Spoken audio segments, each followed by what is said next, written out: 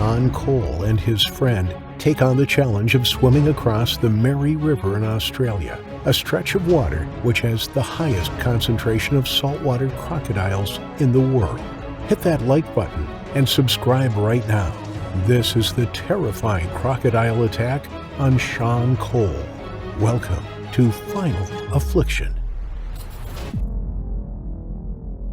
26-year-old Sean Cole had been invited to a 30th birthday party. It was being held in the Mary River Wilderness Retreat, halfway between Australia's Darwin and Crocodile National Park. Sean headed more than 70 miles from his home in Darwin, where he worked as an IT expert. The group, consisting of about 15 people, were enjoying their time at the retreat. It was a popular outback tourist destination, but lying alongside the Mary River, it could be considered a dangerous place for people to party. On the Saturday afternoon, Sean and his friend made their way down the riverbank. Their group of friends followed them, watching from a safe distance. There was also a boat hovering in the water just upstream.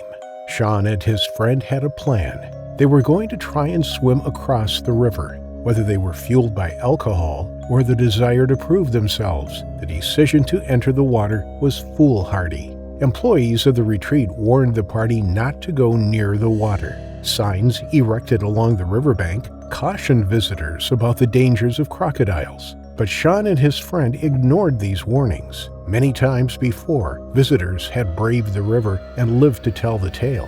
But the spot where Sean was entering, at a place called Anaburu, was infested with saltwater crocodiles. In fact, it is considered to have the highest concentration of saltwater crocodiles in the world.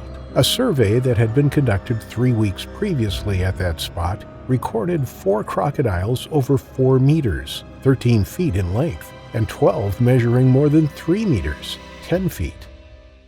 Amongst cheers from their friends, Sean and the other man jumped into the water and began to swim across the river. It was 180 meters wide. They kicked along the surface, making slow progress towards the other side. For a moment, it looked as though luck was on their side. Both friends made it to the other bank and turned to swim back again. Dr. Graham Webb, a crocodile expert, said that swimming in the Mary River came with almost a 100% chance of being taken by one of the enormous reptiles. Those that entered the water were dancing with death. But in the case of Sean and his friend, it seemed that alcohol may have played a role in their foolish decision. The two of them grinned at each other as they made their way back to the other side of the river. They could see their friends standing just 180 meters away. The adrenaline was pumping not just for the two men in the water, but for those who looked on. Everyone knew the risks, but they were having fun, and they let their guard down.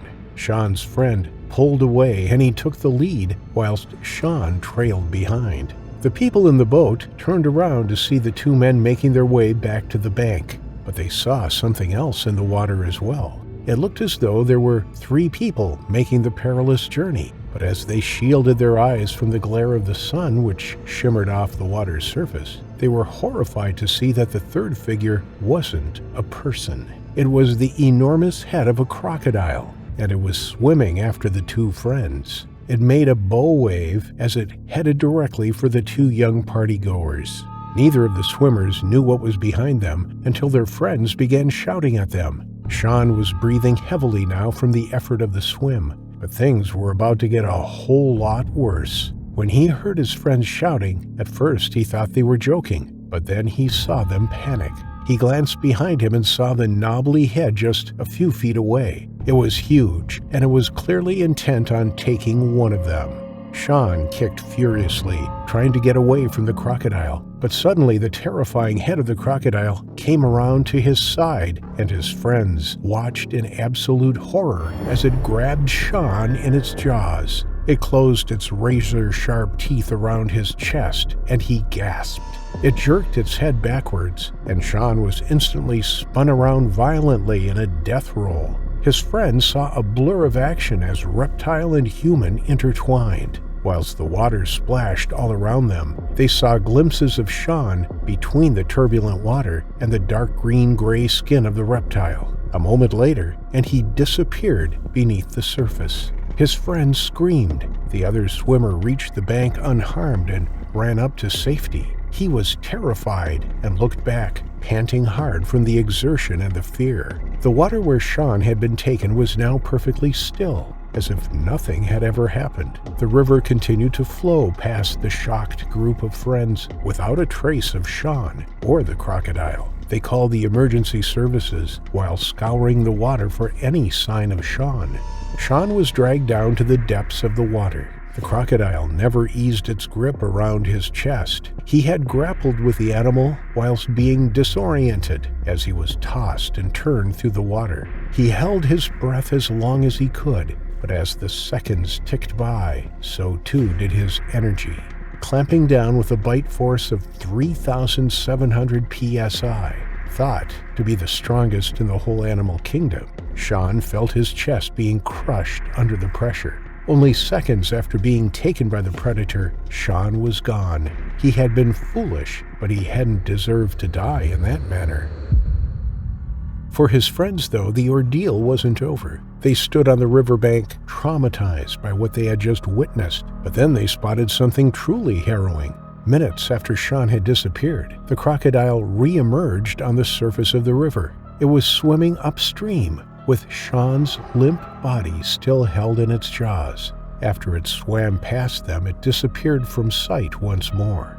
When emergency services arrived on scene, a search was mounted, which included the Water Police, Territory Response Group, Parks and Wildlife, and the Northern Territory Emergency Service. A large crocodile near the search area was immediately shot for the safety of the search team. The search for Sean continued into the evening. A number of large crocodiles were spotted in the area, but there was no way of telling if they were responsible. Sean's family were informed of the tragedy and traveled to the location. They were walked through the scene by police officers. It was incredibly distressing for all involved. When friends, who weren't there to witness the attack, heard of the incident, they were shocked. They said that it was completely out of character for Sean. He was usually the sensible one. In fact, they would have predicted anyone else in their circle of friends to have taken that risk, other than Sean. It wasn't until the third day that Sean's body was found. It was floating in the river, just 200 meters from where the attack had happened. Either the crocodile had stashed his body, which had now bobbed up to the surface, or the crocodile had released it, possibly due to the commotion of all the motorboats in the area. The coroner's report hasn't been released, but police couldn't tell if Sean had died from drowning or from his chest being crushed. Very close to where Sean was found, a menacing-looking 4.7-meter, 15-foot crocodile was lurking just 100 meters away. It was likely to be the culprit. Officials took aim and shot the predator, along with 3 others in the area. It was a way of giving the grieving family some form of closure. Some culls occur in Australian waterways to take out what are considered problem crocodiles. Every year, between 220 and 240 are removed from the wild. Their numbers have exploded since the ban on hunting in the 1970s. There are extensive educational programs that have been rolled out across Australia, warning locals of the dangers of the water. However, in some places, like the Mary River Wilderness Retreat, guests are often transient. Some visitors are from overseas and are not aware of the risk when wading into the rivers. But for Sean and his friends, they were considered local by Australian standards. They knew that crocodiles inhabited the water, and yet they still took the risk. Tragically, this led to Sean Cole meeting his terrifying final affliction.